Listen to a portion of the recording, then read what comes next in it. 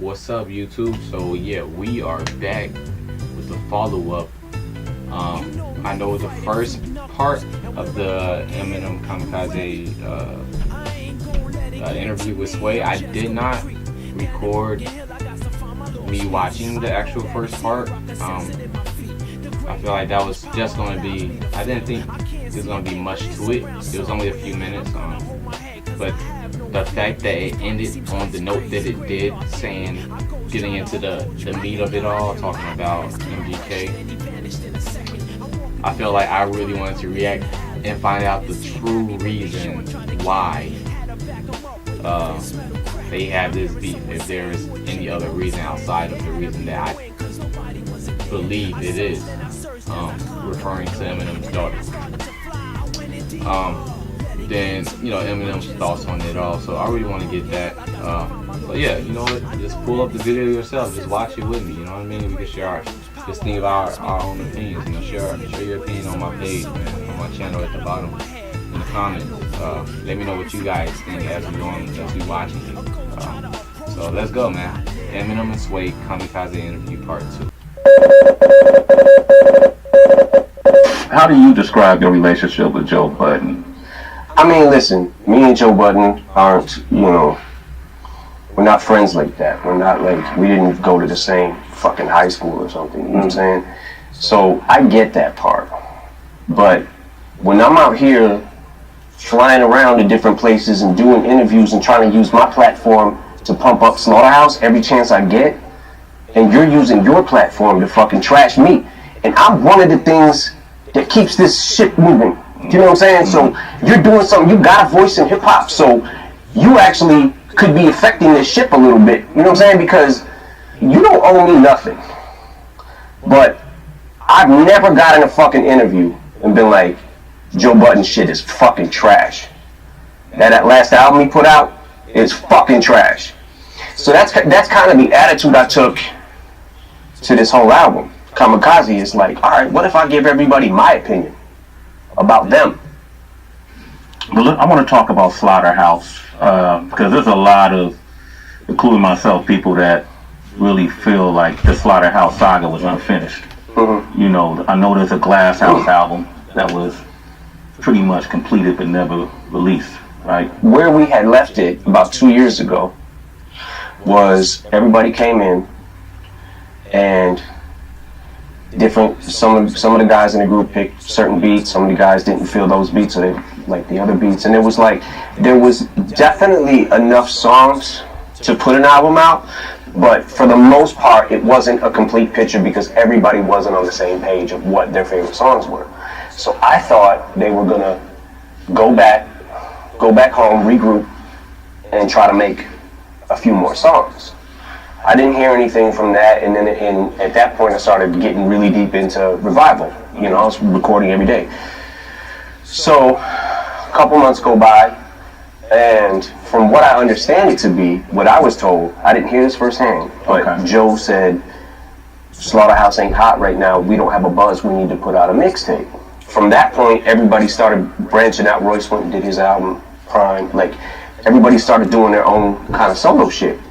So I thought they were just happy with that. You know what I'm saying? Like, they just wanted to maybe work on their own projects for a while and we'd come back and visit this or whatever. When we made the first Slaughterhouse album, the Welcome to Our House. Welcome to Our House, that was another album that I felt like, holy shit, people literally just trashed this.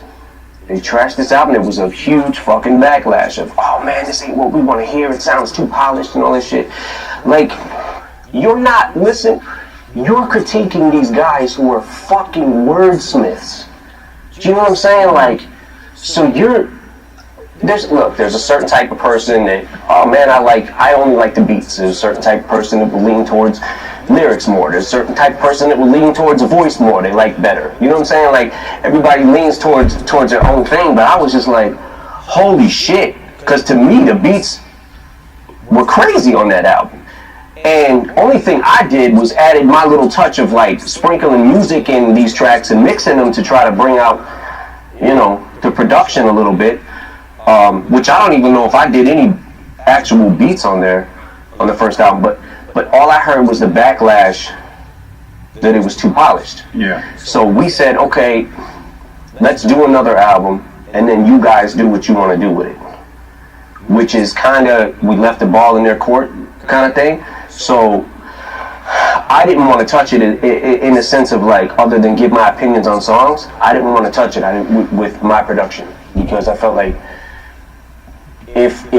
what if that is the reason that they didn't sell albums? I don't want to hinder that. You know what I'm saying? So we gave him another album, and next thing I know, I hear Joe talking about who got that money, who got what money. Like, he did say, I saw a clip that he put of an interview with him and Crooked, that he felt like that maybe, perhaps, like he alluded that you and Paul got majority of the money. But the album, I hate to say this because I think the guys are super fucking talented, but the album didn't do much to even recoup the first budget. Then we spent hundreds of thousands of dollars on the second album that never came out. What money didn't you get? I don't know if I made a fucking dime off Slaughterhouse. I don't care if I made nothing. I believed in them, so I wanted them to be huge, man. I really did. I wanted a group that lyrical to fucking just bust through everything. You know what I'm saying? And it definitely hurt my feelings a lot when the album didn't do good, the first album. It was just like, fuck, man. Like, when we got CeeLo on the hook of the My Life song, I was like, yo, this might be out of here. What was the meaning behind the line when you said the last hit, I'm paraphrasing, the last hit you got was with your ex-chick? That was what that was. What's that? That was a tap. Just a tap? It was a tap, but it was also saying that his alleged domestic abuse things or whatever, which I'm not going to get into, but I feel like the reason I had to do that is because, like I said, there's a fine line between saying, you know what, this guy's really been cool to me, he's helped me out and tried to help out on many occasions, so I'm not going to go in on Untouchable like that. I'm going to say it ain't for me, I'm not crazy about it, whatever. But to be the worst song you've ever heard in your life, have you listened to your own shit? Do you not listen back? Because if that's the worst fucking song you've ever heard in your life, I don't know. It's interesting. So we'll never see that Glass House album, probably, as far as you know. I don't know. I don't have the answer to that. I want to just make it clear, though, that aside from the Joe shit, I think that Slaughterhouse is one of the best rap groups to ever happen. But that being said, I wish their first album would have connected. Yeah. To more people than it did. I don't. To this day, I still don't. Me and Paul are like, what the fuck happened? You know what I'm saying? Like, but look, man, everybody's not gonna like everything you put out all the time. So that was a dream team of MCs, though, and I think a lot to what you're saying in regards to why aren't people reacting to these wordsmiths is that's how we came up, you know. And honestly, what people may not realize is that's what really separated hip hop from R&B, rock and roll, and other genres was our ability to bend words to create patterns that made it unique to our genre specifically, which it seems like it's something that doesn't get any credibility or people don't not everybody put a whole lot into that now. They don't give a lot of credence to that, you know, which is probably Slaughterhouse could have been a victim of that kind of ideology. You also in this album, you went in on MGK. You guys had a discrepancy. He mentioned it in his response song, Rap Devil, you know, that it's called Sway and Ask Him Why I Can't Get on Shade 4-5. That was in response, so I've seen him on the street once, and I didn't know he couldn't come up to Shade at that time, 4-5. And I said, man, come on up, man. And then I had to see him again and say, hey, man, I don't know what the shit is.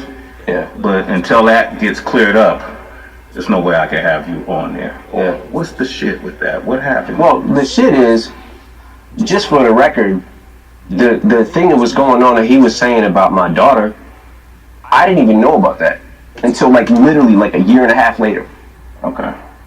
I wasn't, it never hit my radar.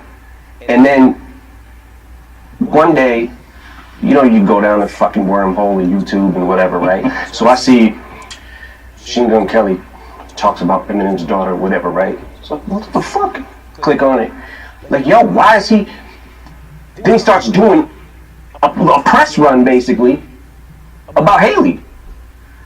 I'm like, what the fuck? Yo, my man better chill, right? So that's not why I dissed him. The reason I dissed him is actually a lot more petty than that. Okay. The reason that I dissed him is because he got on. First what he said, I'm the greatest rapper alive since my favorite rapper banned me from Shade 45 or whatever he said, right? Like I'm trying to hinder his career, so I don't give a fuck about your career. You think I actually fucking think about you? You know how many fucking rappers that are better than you?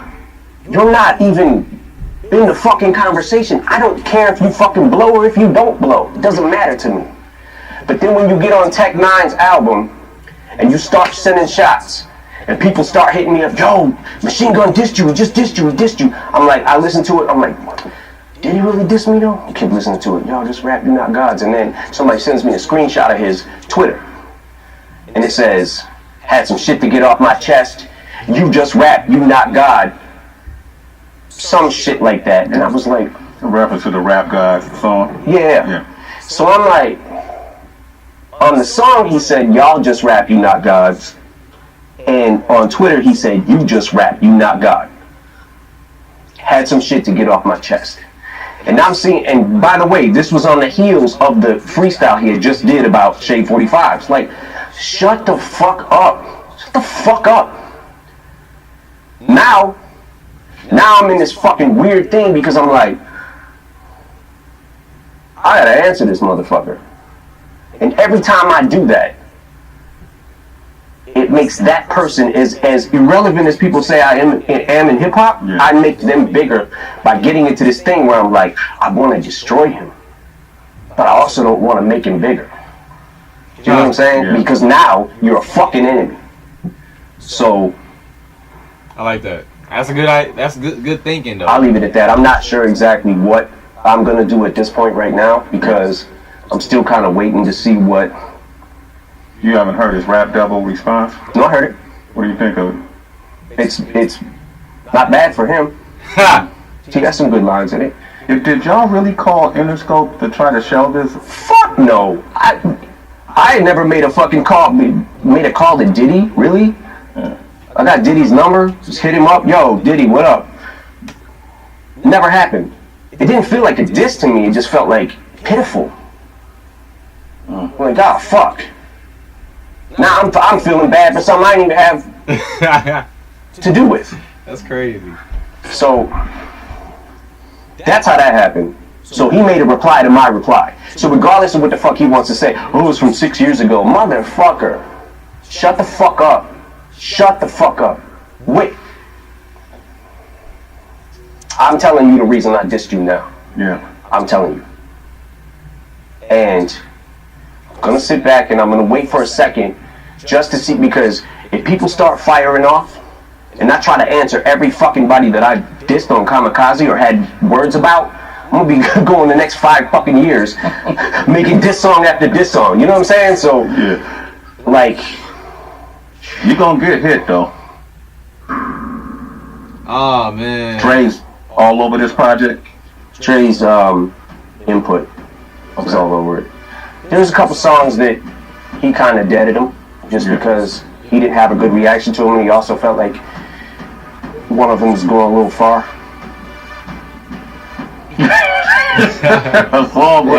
What does that mean? Like, how far did it go? It definitely went too far. I gotta know that song. Yo. Oh, we gonna put that on pause. But I feel like yeah, this I heard that somewhere about no, I definitely heard it just probably from comments or read it from comments that MGK he was dissing, he was sugarcoating, he sugarcoated the shit out of that verse, but he was dissing Eminem in that Tech 9 song, and so you can't blame him. Like, he literally came at him with an indirect diss, but it was still a diss. Then on top of it, you got people blowing you up saying, yo, this guy just dissed you and whatnot.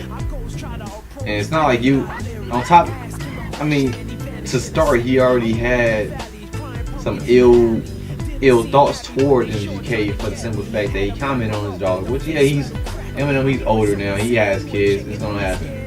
But you don't know how you feel until you actually a dad in his situation. I don't know, but I don't blame him at the same time. So sometimes it's just, I don't know. I can see where Eminem is coming from. And then, so for Eminem to like even reply, I like the way I like how he did this, because he has a good point. It could be people that come, all the rappers that he dissed, they could just come straight for him at all cylinders. So you got to be ready. You can't just focus your time on one guy that is not even on his radar, that he points out that's not even on his radar. He's not even in the conversation, which is true. So nor does he want to give MGK that press. You don't want to give him those views. So I can see where Eminem's coming from. He even said himself, like, if you see shit from Eminem's perspective, which I feel like I do on a rap level, that like Eminem, like, it's Eminem. So it's like, when you see shit from that perspective on a rap level, to go back to what I was saying as far as MGK's diss and my reaction to it, I feel like it was a solid diss. But if you trying to go up against Eminem, like I said, I wish it was something more grand. Even in Eminem's perspective, we all know, some people arguably consider him the greatest rapper alive or ever. No matter what, he's great. And if you're considering Eminem, you know that MGK's diss to him wasn't much to it. And that's how I was going off with my reaction. A lot of people really still bashed me. I still tried to put it in the comments and even explain it, but to me it wasn't nothing more than what I said it was. I don't know as far as a reaction back from Eminem. I still would prefer one, but I don't blame him in his perspective. Like I said, you gotta see things from his perspective. And as I was saying, I feel like it's worth MGK's diss is worth the reaction. But at the same time, I'm seeing things from Eminem's perspective, and it's like, okay, this is good for MGK, yeah, and that means in a way of, okay, for him to get these views and get this press, but on top of it, like, MGK has nothing to lose. Then, I don't know. I feel like it's just really all in favor of MGK. A lot of people just want to see MGK on top because they view him as the underdog. But like I said, you gotta see things from that person's perspective. Like, I was going from Eminem's perspective. Like, you compare shit. You just compare their stature. Like, you know what I mean? Like, I don't know. But people still gonna be, it's still gonna say what they want to say. So, I'm used to it. So, let me know what you guys think, though. Do you really think he made the right move in replying this way as far as his thoughts to MGK, or would you just still rather him just straight up go for the jugular and just drop a complete diss on him? And for all we know, he still might just have a diss already ready. Let me know what you guys think in the comments below. Thanks for watching.